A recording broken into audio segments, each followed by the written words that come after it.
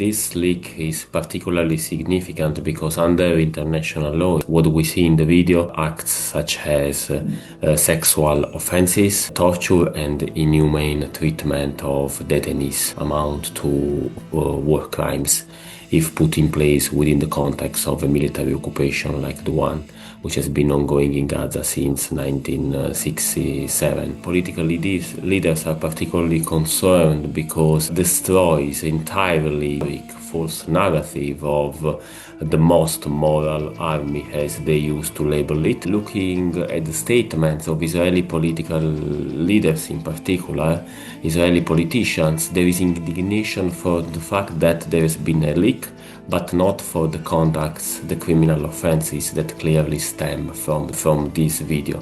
No Israeli soldier has ever been prosecuted and punished for international crimes committed against Palestinians. The main objective of the Israeli military justice system is to provide Israeli perpetrators of crimes against Palestinians with impunity.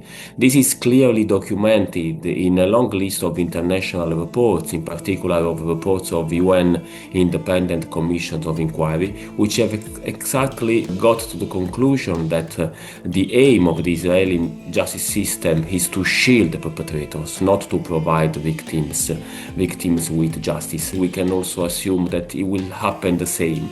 These now ongoing proceedings are just a show to prevent the intervention of the International Criminal Court. ICC investigators, Office of the Prosecutor, and also judges are fully aware the Israeli military justice system does not provide any sort of accountability. The problem here is for the Israeli authorities that she has leaked the video, not that the soldiers have committed the most heinous acts. It's widely documented how these conducts, sexual offenses and torture, in particular, for instance, by the Palestinian Center for Human Rights in Gaza, not only in the infamous Teiman detention center, but in all the other detention centers, both in the occupied Palestinian territory in the West Bank, including East Jerusalem, but also in Gaza.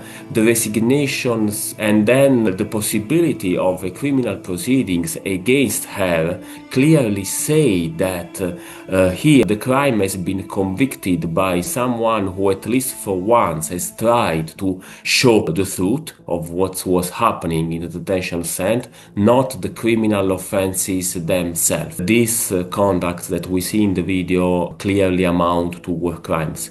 But they amount to war crimes if we look at them individually as a sporadic and isolated conduct, which is not true. They are systematic in nature and they are widespread, with the intent to destroy Palestinians. Acts of sexual violence and torture are committed in order to inflict serious bodily and mental harm. These are crimes against humanity and genocide, and as such they should be investigated by the Office of the Prosecutor of the International Criminal Court. It's quite surprising that the International Criminal Court has not opened yet an investigation for sexual offenses and torture against Palestinians.